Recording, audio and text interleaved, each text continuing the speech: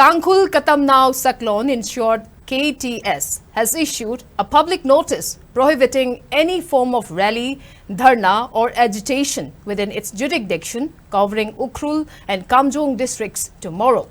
The notice was issued following reports of a planned rally by the Kuki-Zo community on August 31st, that is tomorrow.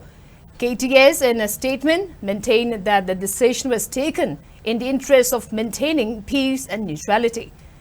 The TKS, in its notice, has instructed the Kuki Students Organization KSO Ukhrul, KSO Kamjong, and the Kuki Women Union KWU Ukhrul, KWU Kamjong under the Kuki-Inpi Manipur to immediately withdraw their proposed rally. KTS made it clear that it will not held responsible for any untoward incidents resulting from non-compliance with its directive. Meanwhile, the Senapati District Students Association has issued a stern warning against holding any rally or dharna tomorrow within the areas that falls in its jurisdiction.